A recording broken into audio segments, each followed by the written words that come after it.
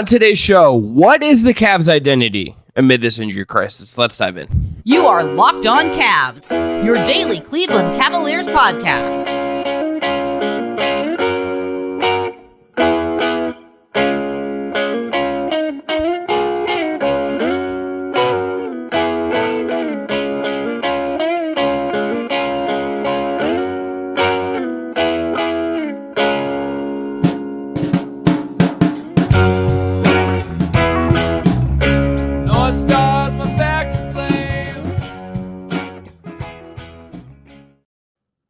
Welcome to Locked On Cavs. Hope everyone had a good holiday, had a good time off. If you don't celebrate or whatever, today's episode is brought to you by Gametime. Download the Gametime app, create an account, and use the code LOCKEDONNBA for $20 off your first purchase. I'm Chris Manning. That is Evan Dammarell. We're giving Jake Stevens a couple days off here, so he is doing Jake Stevens things out in the world. If you see a man talking about emo music and probably has a hat on, it's probably wearing black. Black that is in fact tucked into his socks, usually about calf length. Beanie on. He may have a Jake from Adventure Time hat on too. That is Jake, the Marrier Stevens out in the wild. And tell him that he does not belong on r/emo to really get the conversation going. Let's dive into where the Cavs are at right now. So we're going to talk about the injury crisis, which is, I think, maybe a strong word, but it felt cool to say. Crisis seems a little overblown. It's like they got hit. COVID Part 2, pandemic boogaloo hit the Cavs only. Don't even throw that in the universe. Segment 2, we're going to touch on what this team's identity is, where they are at, what it is, considering they have all these injuries, considering what the numbers say a little bit about how they're playing right now. So we'll talk about that. And then we'll look at the Cavs-Mavericks, a game where maybe they get 2 key ball handlers back, and Dallas will be without a certain former Cleveland Cavalier, but we'll get to that in segment 3. To start with the Cavs injury situation. So Donovan Mitchell's missed some time with this illness. Karis LeVert missed the Bulls game, was a late scratch. Sam Merrill now has a wrist issue that has him doubtful for the Mavericks game, and it is unclear exactly when he'll be back or how soon he could be back. The Cavs went into that Bulls game with 10 healthy players, 4 of whom were centers. This is a team that I think, as the Rubio news we talked about last week signals, and considering, Evan, just when you look at the roster, this team is really thin right now, and they're like one other injury or Mitchell and LeVert not being able to go on Wednesday for this feeling like pretty dire. And all that said, they've won enough games while these injury stuff is really mounted, but it feels just like this is not even close to what this team should be with everything that's going on right now.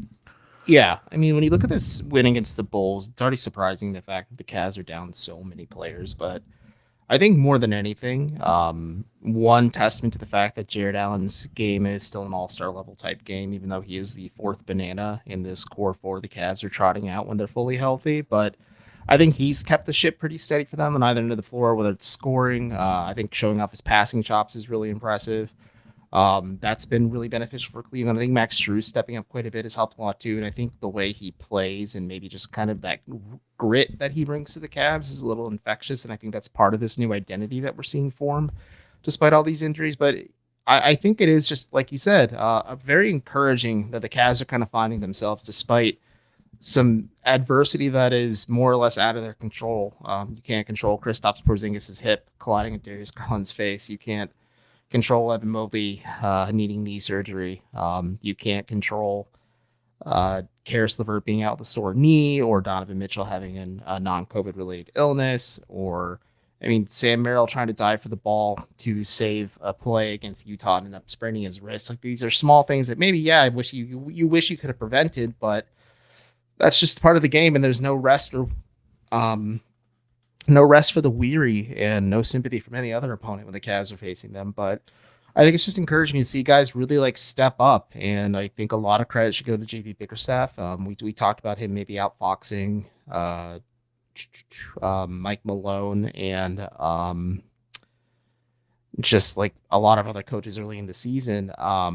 And in this game, sure, the Bulls are a hot mess right now, but they were on a 3-game winning streak heading into this game. Billy Donovan is a pretty good coach. And they did have Nikola Vucevic, DeMar DeRozan, Alex Caruso, et cetera, but the Cavs didn't really seem fazed by the pressure against them. They kind of dug deep and rested on their laurels, which is defense, and just really smart passing. I think that's the other thing that's really popped in this game against the Bulls, and also just with all these players seeing out, it's like they're still playing like a team type game. When I think, Evan, just about this injury situation, the thing that where my brain goes is really just like wondering how JB Bickerstaff, just like how you game plan for some of this, and what this means for certain guys. Like, I think Craig Porter Jr., for instance, is being like thrown into this deep well where it's like, okay, like he has to just figure stuff out and play heavy minutes and do all the stuff, which I don't think was ever in the plans this year, obviously. Mm-mm. You're seeing like Damian Jones minutes when like you wouldn't have expected that. Like, you're getting just so much random stuff that is there. And this is an identity thing a little bit, but so I don't want to step too much on this, but like, you're also, I think one of the things and you hit on this, they're just playing hard. And like, this would not be working if they weren't playing hard right now. If the guy's stepping up, getting opportunities, playing minutes, we're not playing hard, whether, it's always working. I mean, Max Strus, like, did not actually have like a particularly good game against the Bulls, but he shot a lot, he played hard, and they were competitive. Like, That's kind of just a bare minimum thing they need to get through this stretch right now. Yeah. That's a good point. I'm glad you made it. Like, Strus didn't overall play well against Chicago. I think he did make some big shots that certainly swung momentum in Cleveland's favor. But like you said, it's just guys playing hard, and Craig Porter Jr. is kind of emblematic of that. He talked about like the things that he's noticing that are different, whether it's, well, how easy was it to have a career night? And he's like, well, it's one step in my journey, but also like teams probably just don't have a lot of info or film on me, or just even have me on the scouting report to begin with. And then maybe the following game or 2 games after that, he maybe didn't have as, robust of a performance. And you could say like, yeah, teams are paying attention to him on the scouting report, but he is adjusting to stuff on the fly. I think Chicago threw Alex Caruso at Porter Jr. quite a bit, especially in the second half. And Porter Jr. just like wasn't fazed by it. And it's weird. I think we say he is a rookie, even though he is about a month away from being the same age as Darius Garland at all times, but he just doesn't look like it. And I think he is kind of emblematic of just like that.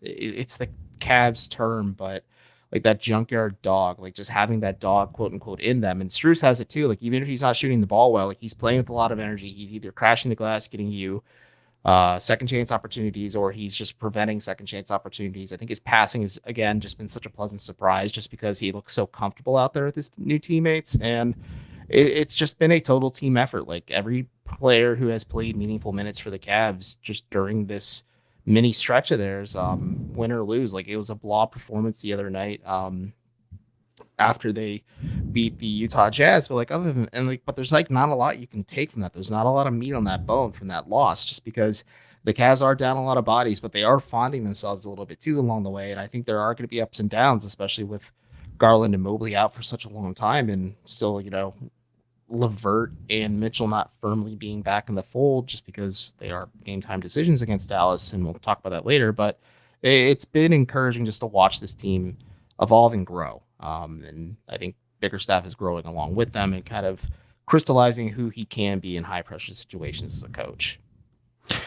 I am fascinated to see how quickly they can get healthy. Some of that obviously is just going to take some time, so we will see. But we're going to dive into what the team's identity is, all of that and more coming up right after this, and a word from our sponsors.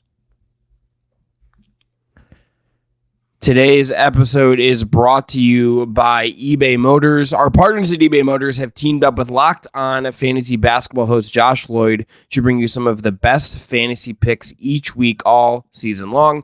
Whether you're prepping for a daily draft or scouting the waiver wire, every week we're going to provide you with players that are guaranteed to fit on your roster. So let's see who Josh has picked out for us on this week's eBay's Guaranteed Fit Fantasy Picks of the Week. One name I like, and I think will get a lot of run up in New York, is Isaiah Hartenstein, the former Cavalier, now New York Knick. Josh writes, it appears Mitchell Robinson is out for the season, and Isaiah Hartenstein is the clear ad if he's available. Josh Lloyd from Locked On Fantasy Basketball is going to help you win your fantasy championship. And eBay Motors knows the championship team is about each player being a perfect fit. That's the same thing you want with your vehicle. If you have a car that you love, if you have a dream ride, if you have something you want to keep running, an old car you're working on, or an upgrade you really want, you can find everything you could need at eBay Motors. With over 122 million parts for your number one ride or die, you can make sure your ride stays running smoothly. Brake kits, LED headlights, roof rack, bumpers, whatever your baby needs, eBay Motors has it. With eBay Guaranteed Fit, it's guaranteed to fit your ride the first time, every time, or your money back. Plus, at these prices, you're burning rubber, not cash. I have my eBay Motors account set up for everything I want for my Ford Bronco. You can do the same for your car. Keep your ride or die alive at ebaymotors.com. eBay Guaranteed Fit is only available to U.S. customers. Eligible items only. Exclusions apply. And check out Locked On Fantasy Basketball. And come back next week for next week's eBay's Guaranteed Fit of the Week. All right, let's dive into, Evan, what this team is. So I ask you that. What is this Cavs team right now? What is this team's identity? I think relentless and selfless, and that's what you see with the effort they give, win or lose. Like there are moments where the Cavs just kind of came out flat. You could see like the wheels kind of come off the wagon in that loss to the Pelicans. It was the second game of back-to-back, and they had to play a very tough game the night before against Utah. They did lose Sam Merrill in that game, but like again, like that win over Chicago, one, it's already a holiday game. Two, the Bulls are on a 3-game winning. There's a lot of just like mentally checking out if you're either a fan or a player. But two, the Bulls were on a 3-game winning streak. 3, the Cavs going into that game could have had 10 possible players, and then Karis LeVert and Sam Merrill were late scratches. So I believe they had like 8 or 9 guys in total available.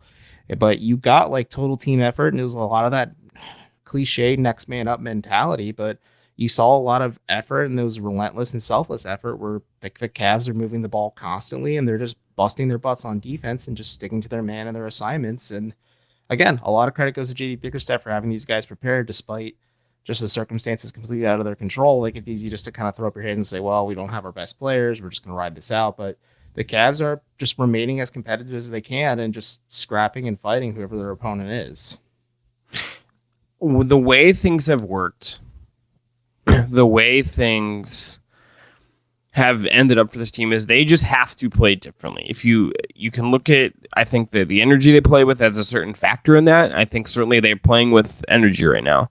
But I think even just in terms of how things are getting set up, how things are working, this isn't exactly the same Cavs team that you might have expected coming into the year that we saw for stretches of this year, whether they were at their best or at their worst. Last couple weeks, the numbers are not, particularly good. I'm not going to sit here and tell you that like this team's like suddenly really good now. But you look at how they've played over these last 5 games. It's the offense is for the most part been pretty good. They've had 4 out of those 5 games above average offensive ratings, 3 of them like well above, which is great. The defense, not good. The only game it was good was the Bulls game. The other games, defensive ratings that I'm sure have JB Bickerstaff, knowing him, having hives and stressing out about it. The things they are doing well is they're actually rebounding pretty well right now for the most part. There's games here or there where they're not. The Pelicans game, the one they lost being the one that they really struggled with to get offensive rebounds, but they're hitting the offensive glass really hard right now. They're getting second chance points. And they're like leaning so much into the fact that the personnel 11 I think they have is good at certain things and that they can't do the other stuff. So they're just like, okay, we can't force our style. Anyway, to me, that is, even if this group is not, I think, the most adaptable all the time, it hasn't been all the time. This speaks well to the fact that maybe there's times where like that you can pull it out, and back against the wall, they found something that is getting them through a tough stretch, and that is something. Again, you beat Atlanta, you beat Houston, you beat Utah, you lose to New Orleans, you lose to Chicago. Though you're not beating the best teams in the league in that run. You lost to Orlando, you lost to Boston twice, all of that stuff. But you're doing enough to navigate these stretch and beat bad teams, and it's by playing this different kind of style that is very much, I think, not the style you'll see again when this team is fully healthy in 2 months or whatever that's going to be. Yeah, and like you said, they are 4-1 in their last 5. I think them going 3-1 at home, JB Bickerstaff called that in of itself just a victory for the week. And they're allowed to have that luxury of just having a few days off to rest and recover. before heading into Chicago, playing the Bulls, and then they had Sunday, Monday, Tuesday off, and then they're in Dallas to play the Mavericks, and they're back home Friday against the Bucks. But the Cavs are making do despite not having Darius Garland and Evan Mobley until, for at least in Garland's case, a few weeks into 2024, and in Mobley's case, maybe a month and a half into 2024. And then also you're doing that without Karis LeVert, Donovan Mitchell. I know like he's really stepped up, but like he has been kind of critical in terms of shooting, but like no Sam Merrill either. But like the Cavs just kind of don't seem phased. Like it's just they plug and play and just play hard. Like you said, like they're crashing the glass really well on offense, getting a lot of second chance opportunities. I think what stood out for me in this Bulls game is the fact that they had 28 assists on 39 makes, or just the fact that the Cavs are being efficient on offense, making 47.1% of their shots over the last 5 games. Like the Cavs are making the most of every opportunity they have, and I think are cognizant and aware of the fact like they just don't have the offensive personnel to afford to, I don't want to say waste possessions, but like there's going to be isolation plays or maybe like certain plays that just don't go your way. But like when you have the star powers, the scoring threats like Garland, Mitchell, LeVert, Mobley, etc., you can afford to maybe those misses. But the Cavs are being really efficient and they're being mindful with the basketball in their hands. And yeah, like they definitely stole this win against the Bulls. And I think that in of itself is just like, you know what? If you compare it to how the Cavs looked towards the beginning of the season, where they looked like they were lost and kind of just struggling, especially when games weren't going their way, and then you flip the script to now, like it's a pretty stark contrast between where the Cavs started the season and where they're at now. What do you make of how they're playing on offense? Like, what do you make of the style of offense they're playing right now? It's not the prettiest, of course. Like you're not going to get a lot of like the splashy highlight plays that you would get with like Darius Garland's passing or Donovan Mitchell's just constant red hot engine, or even just Karis LeVert being like a supercharged 6-man for them. But it's a lot of inside out. I think Jared Allen, like getting him going early has been a very sound strategy of theirs. I think he having a pretty good rapport with Max Strus and clearly showing one with Craig Porter Jr. as well is helpful, but that forces defenses to adjust because Allen is Cleveland's best player that's available every night. And obviously, like having Mitchell LeVert back does change that a bit, but like at least against the Bulls, or even against the Pelicans, or even the Jazz, like Allen was the best player on the floor for the Cavs heading into those games, and him creating constant rim pressure is going to force defenses to adjust. And then I think you have like Craig Porter, who's a slasher by trade, like helps a lot too, but that just gives the Cavs a little bit more of wide open looks. So that is Sam Merrill when he was available, or Max Strus, or George Niang, or Dean Wade, who has really stepped up to the plate for the Cavs during this kind of mini stretch. And you're getting a lot of total team effort from this team. And so when those guys are hitting threes and the defenses have to kind of overcorrect and adjust for that as well. And like you see this back and forth where the Cavs just kind of found a bit of offensive harmony where it's hard to fully prepare for it because the Cavs can now hurt you in multiple ways instead of just constant pressure at the rim and then daring them to shoot, where now, like if you dare them to shoot, like that could burn you if you want to take that gamble. Yeah, this doesn't work without Jared Allen.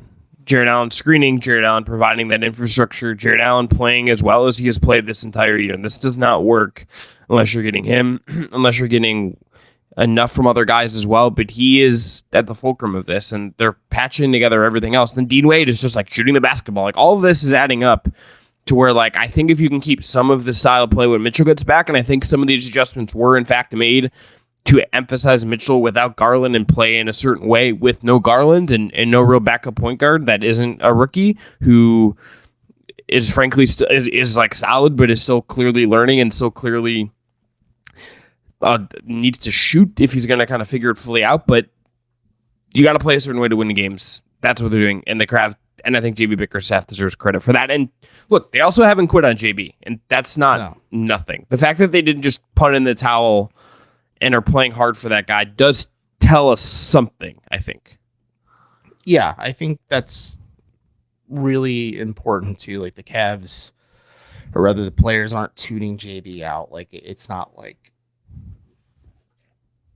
when David Griffin fired David Blatt because Griff knew that, like, that was just a failure on arrival, and like the Cavs needed saving, even though they were 30-11 at that time. But more than that, like Bickerstaff, like still has the pulse of this team. He still has their attention. Like there are nights, again, like you're not going to get a perfect effort from these guys, and I think that's understandable, just because you don't have the star personnel to kind of hang with some of these teams, whether it's the Pelicans just roasting them from the perimeter, or we'll see how it goes when they face the Mavs. Like, does Luka go after Luka just completely massacred the Suns on Christmas Day? Like, it's every game is a challenge, but I think Bickerstaff does have this team equipped and ready to play, and I think a lot of credit should go to him and his coaching staff. Like, he has really shown a lot of maturation. Like I said in the first segment, like, he's really starting to give you like a tip of the cap, at least, for like, okay, in high pressure situations, JB isn't phased like his team is, and they're not really crumbling under pressure, maybe like they did last year.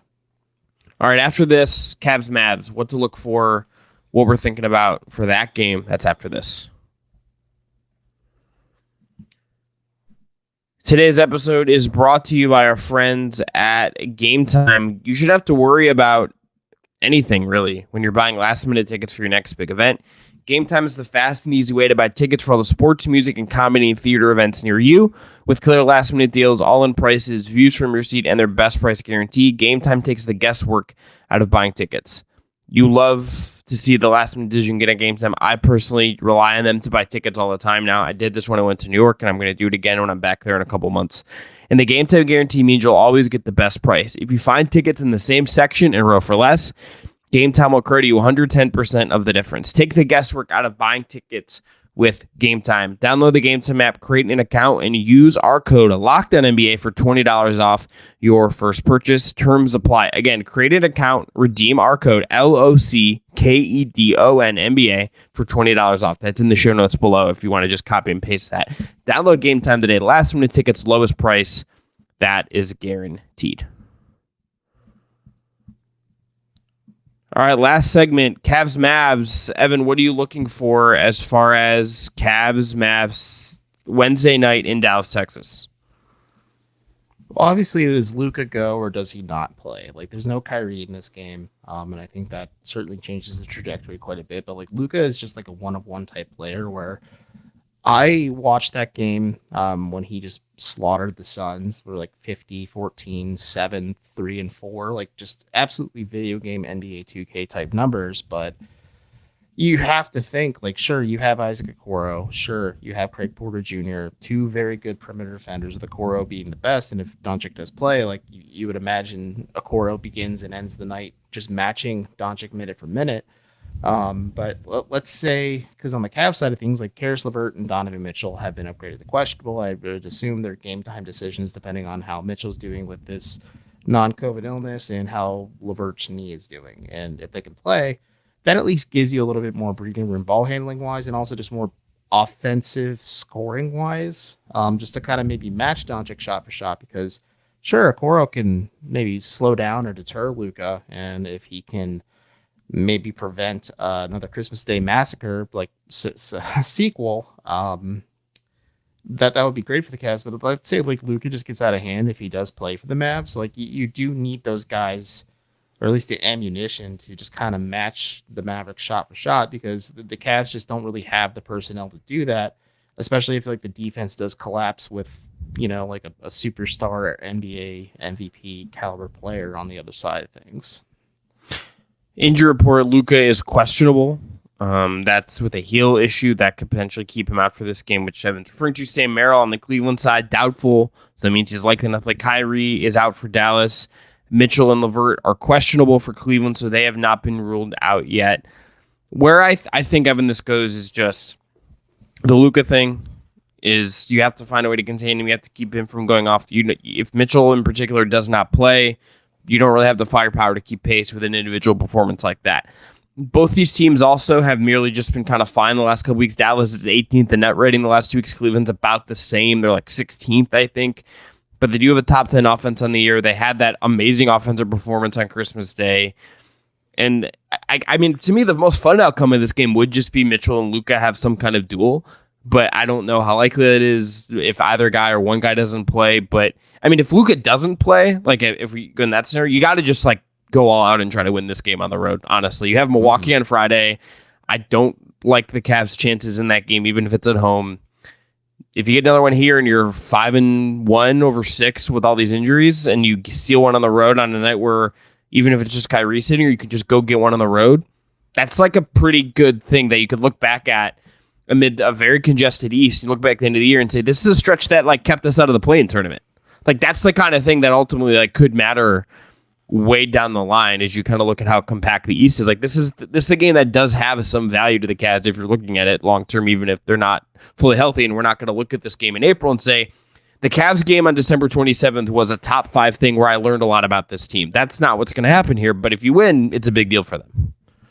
Yeah, it definitely is. And I think, again, these moments are key just because you want your role players to be more comfortable, whether that is Craig Porter Jr., who should be a staple of the rotation when this team is fully healthy, no matter what, just because like he has just really been impressive in all of these games for Cleveland. There's might be nights he doesn't stay in that, but like he's cripes. He's flirting with a triple-double most evenings, and or like just bringing a lot of defensive pressure. And he's just, again, not fazed by the moment, which is super helpful when you have a pretty dire need for ball handling and just like a backup point guard responsibilities, especially without Darius Garland. But it allows George Niang to get more comfortable with his team. It allows Max Strus to continue to build a rapport with his teammates when they're in and out of the lineup. But working with the bigs is always a big thing for him. I think Jared Allen showing his passing chops is helpful too. But the Cavs are kind of crystallizing a pretty solid foundation over this 4 or 5 game stretch that they've been on. And like I was looking at the numbers